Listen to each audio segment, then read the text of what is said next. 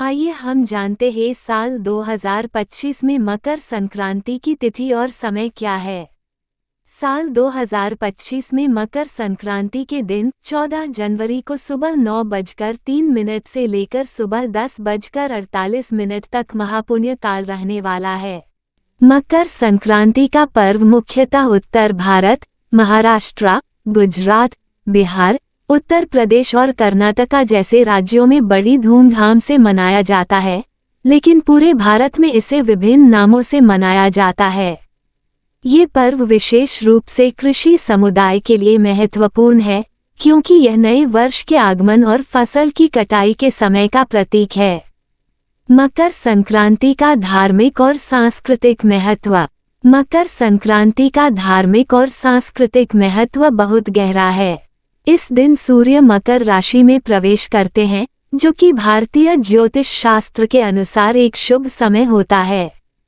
सूर्य के उत्तरायण होने के साथ दिन बड़े होते हैं और रात छोटी होती है, जिसका अर्थ है कि दिन का प्रभुत्व बढ़ता है और अंधकार का अंत होता है।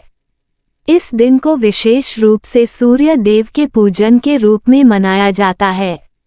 ज्योतिष शास्त्र के अनुसार मकर संक्रांति का दिन पुण्यकाल होता है और इस दिन पवित्र नदियों में स्नान करने से पुण्य की प्राप्ति होती है। खासकर गंगा स्नान और कुंभ मेला के दौरान लाखों लोग इस दिन नदियों में स्नान करने जाते हैं, ताकि वे अपने पापों का नाश कर सकें और आत्मिक शांति प्राप्त कर सकें। मकर संक्रांति के साथ जुड़ी परंपराएं और रीति रिवाज। मकर संक्रांति का पर्व विभिन्न परंपराओं और रीति रिवाजों के साथ मनाया जाता है। इस दिन के साथ जुड़ी हुई प्रमुख परंपराओं में तिल और गुड़ खाना, पतंग उड़ाना, खिचड़ी खाना और दान देना शामिल है। 1. तिल और गुड़ का महत्व। मकर संक्रांति पर तिल और गुड़ का सेवन विशेष रूप से शुभ माना जाता है। तिल और गुड़ के मिश्रण से बने हलवे या लड्डू खाने की परंपरा है, जिसे तिल गुड़ कहा जाता है। यह पारंपरिक पकवान स्वास्थ्य के लिए भी लाभकारी माना जाता है और इसे खाने से शरीर में गर्मी बनी रहती है, जो सर्दी के मौसम में फायदेमंद होती है। साथ ही तिल को नकारात्मक ऊर्जा से मुक्ति और गुड़ को मिठास और शुभता का प्रतीक माना जाता है। 2. पतंग उड़ाना। मकर संक्रांति पर पतंग उड़ाने की परंपरा भारतीय समाज में बहुत पुरानी है। खासकर गुजरात, महाराष्ट्र और उत्तर भारत में लोग इस दिन पूरे आसमान में रंग बिरंगी पतंगे उड़ाते हैं। ये परंपरा न केवल मनोरंजन के लिए होती है, बल्कि यह पर्व जीवन में ऊंचाई और सफलता की कामना का प्रतीक भी है। पतंगों के साथ साथ लोग पतंगबाजी का आनंद भी लेते हैं और यह एक सामूहिक गतिविधि के रूप में लोगों को जोड़ने का काम करती है। 3. खिचड़ी का महत्व। मकर संक्रांति पर खिचड़ी खाने की परंपरा विशेष रूप से उत्तर भारत में प्रचलित है। उत्तर प्रदेश, बिहार और अन्य राज्यों में इस दिन खिचड़ी खाने का रिवाज है। ये परंपरा सर्दी के मौसम में गर्म भोजन खाने से संबंधित है। खिचड़ी को साधारण भोजन से लेकर विशेष पकवान के रूप में तैयार किया जाता है।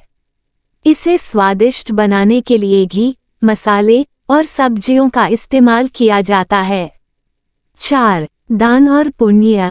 मकर संक्रांति पर दान का भी विशेष महत्व है।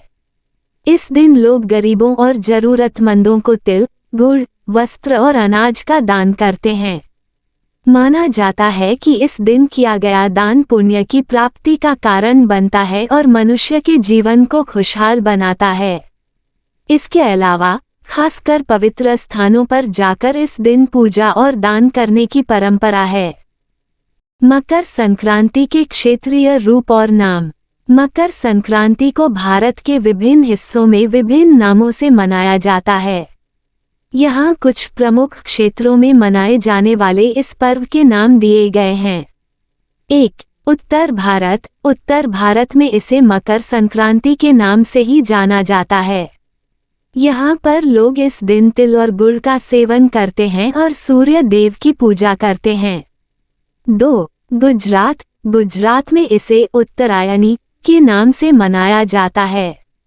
यहाँ पर लोग इस दिन को विशेष रूप से पतंगबाजी के साथ मनाते हैं। गुजरात के लोग इस दिन को बड़े धूमधाम से मनाते हैं और परिवार और दोस्तों के साथ मिलकर पतंग उड़ाते हैं। 3. महाराष्ट्र में इसे माघ संक्रांति कहा जाता है। यहाँ पर भी तिल और गुड़ का सेवन किया जाता है और लोग एक दूसरे को तिल गुड़ का वितरण करते हैं। इसके अलावा इस दिन को खिचड़ी के साथ मनाने की परंपरा है। 4. तमिलनाडु में मकर संक्रांति को पोंगल के नाम से मनाया जाता है। ये दक्षिण भारत का प्रमुख कृषि उत्सव है जो मकर संक्रांति के साथ मनाया जाता है। इस दिन किसान अपनी फसल की कटाई की खुशी मनाते हैं और सूर्य देवता का आभार व्यक्त करते हैं। 5. कर्नाटका में इसे मकर संक्रांति कहा जाता है और इस दिन को विशेष रूप से तिल गुड़ का सेवन करके मनाया जाता है। लोग इस दिन दान और पूजा करते हैं और विभिन्न प्रकार की परंपराओं का पालन करते हैं। मकर संक्रांति का कृषि से संबंध। मकर संक्रांति का पर्व मुख्य रूप से कृषि से जुड़ा हुआ है। ये दिन किसानों के लिए नए वर्ष के शुरुआत का प्रतीक है क्योंकि इस समय फसल की कटाई होती है और नई फसल की बुवाई की तैयारी होती है। ये समय सूर्य के उत्तरायण होने का होता है जो कि कृषि के दृष्टिकोण से अत्यधिक शुभ होता है। इस दिन से सूर्य की किरणें पृथ्वी पर उत्तम रूप से पड़ने लगती हैं, जिससे कृषि कार्य में उन्नति होती है और फसल की अच्छी पैदावार होती है।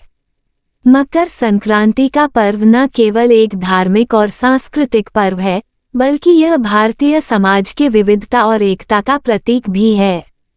ये दिन हमें समाज में प्रेम, भाईचारे और एकता की भावना को बढ़ावा देने का संदेश देता है। मकर संक्रांति के दिन तिल और गुड़ का सेवन, पतंग उड़ाना, खिचड़ी खाना और दान देना हमारी संस्कृति और परंपराओं को बनाए रखने का एक सुंदर तरीका है।